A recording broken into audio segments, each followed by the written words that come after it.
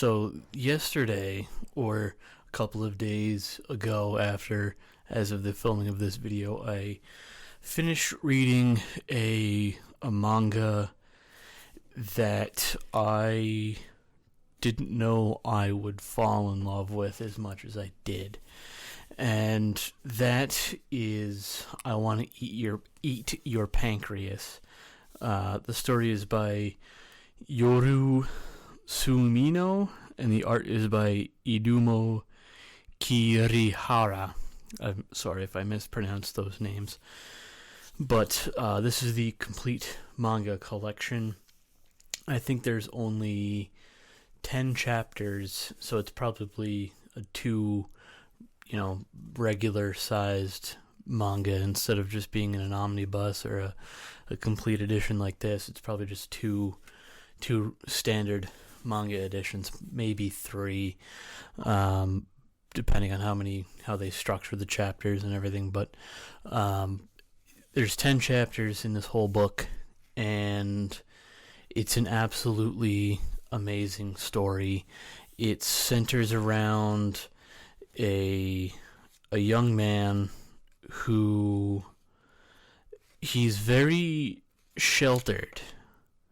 His name is Shiga Haruki, but the interesting thing about it is we don't learn the main character's name until pretty much the end of the manga, really.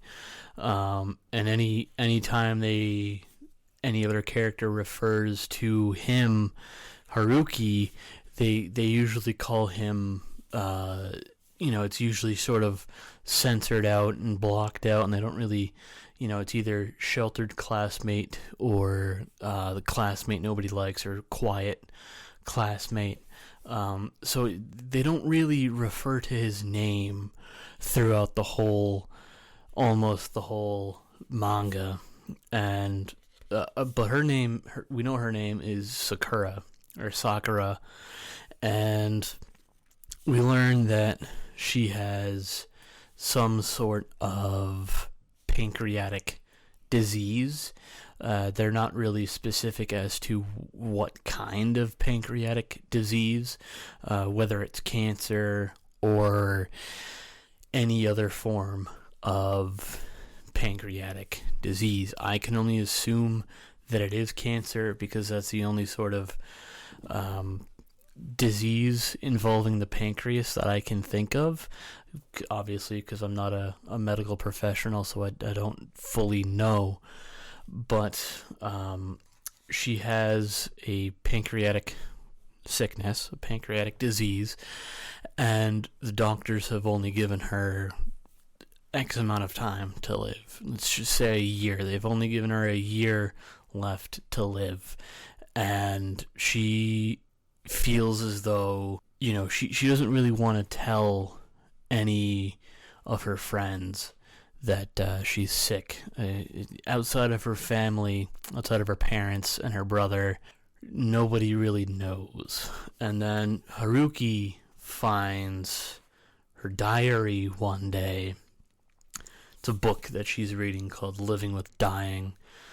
And Haruki finds out that she is sick and that she only has a certain amount of time left to live.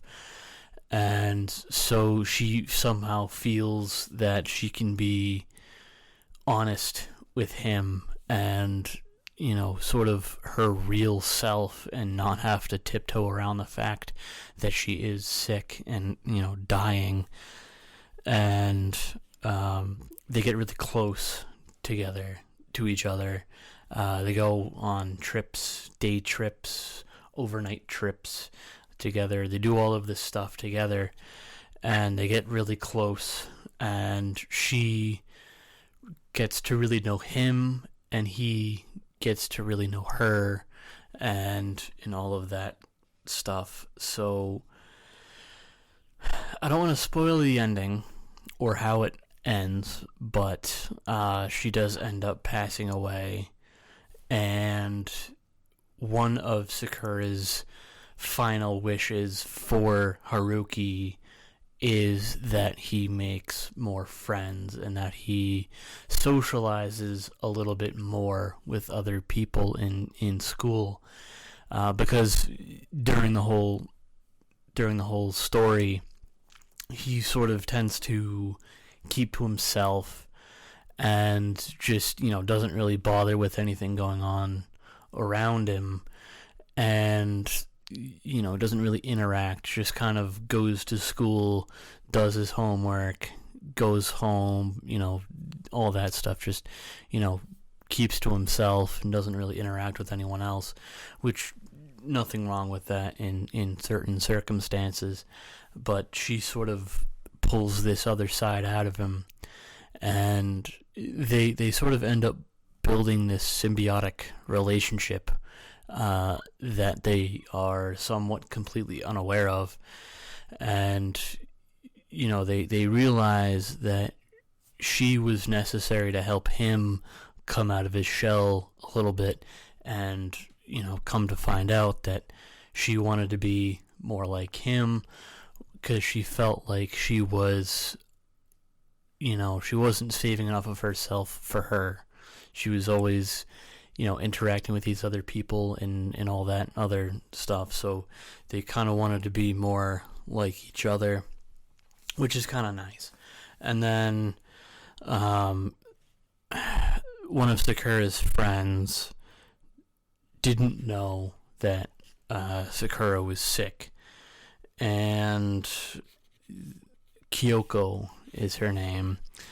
Kyoko has no idea that Sakura is sick and going to die shortly, within a few months, or maybe within a year. And I can kind of understand not wanting to tell anyone that you're terminally ill, because you just want to enjoy the time that you have left on this earth, and you don't really want to.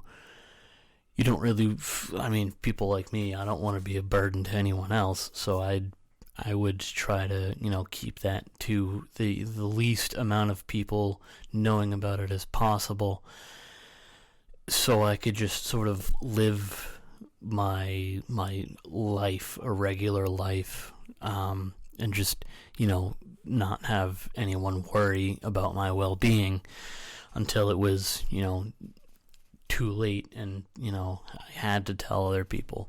But so if you're looking for this, this is a very sort of, you kind of getting to know the characters, you kind of feel close to you get like it's obviously it's not real, but you kind of see.